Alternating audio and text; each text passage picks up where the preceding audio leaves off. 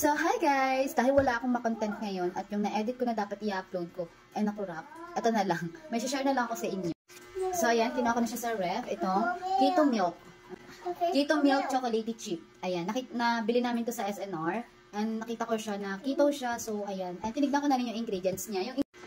Yung ingredients pala nito is filtered water, organic coconut cream, organic MCT oil, organic coconut oil, organic pea protein, organic cocoa, calcium, organic natural flavor, organic sunflower lecithin, yata lecithin, ewan ko, sea salt, organic cocoa extract, gellan gum, organic stevia leaf extract. So, yun yung nagpa-sweet dito sa ating chocolate chip or ang ating keto milk. Then, may vitamin D and vitamin K2.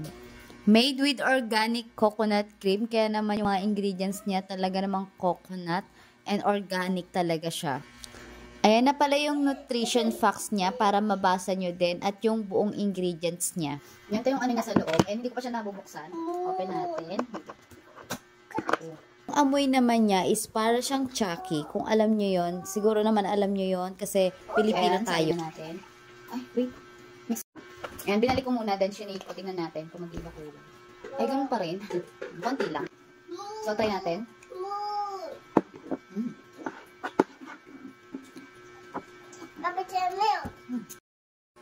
Yung taste niya is lasang Chucky, but this one is healthier version. Not too sweet to the point na mauumay ka. Hindi siya ganon. Even though made siya sa organic coconut cream, hindi mo malalasahan yung pagka-coconut niya. O, diba? Ang galing. Malalasahan mo lang talaga yung pagka-chocolate niya. So, ayan, and yung sweetness. Go, try it. Let's see anong magiging ano. Just try it. Go. You like it? Ang sarap. Try natin siyang i-warm kung mas masarap ba siya or what. Try natin siyang ilagay sa microwave. Maglalagay ako sa microwave. Konti lang. Ayan, eto na. So, ayan, na-warm ko na siya. Ayan, medyo umusok-usok pa siya. Maya-maya kasi parang masyadong mainit. Baka mapasa yung dila ko. Palamigin natin ng konti lang. Para tignan natin kung anong mas masarap. Itong warm ba or itong mas, yung nasa ref. So, ayan, habang inaantay natin yan. Actually, dapat mag-workout ako ngayon. Kaya lang red days ko. Ano anak, mag-workout ako dapat today since hindi ako nakapag-workout kahapon kasi sobrang sama ng pakiramdam ko as in kasi nahawanan ako ni Empress ng sipon at ubo. Ayan. Ay hindi, sipon lang pero yung sa akin naging ubo. So sobrang sakit na nilamunan ko so wala akong gana mag-workout. Dapat mag-workout ako ngayon kaya tinatamad na naman ako. And tapos sumakto pa na red days ko kaya yun. Siguro mag-workout pa rin ako mamaya, mga 30 minutes lang, ganyan.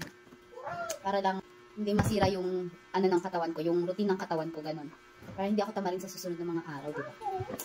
So, ayan daw, nagkukwento kayo. Medyo malamig na siya. Ay, medyo ano na, hindi na sobrang init. Try natin.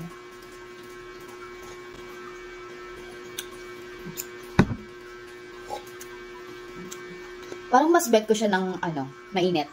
Parang mas masarap siya sa morning, ganon. Ano yun? I'll go for this.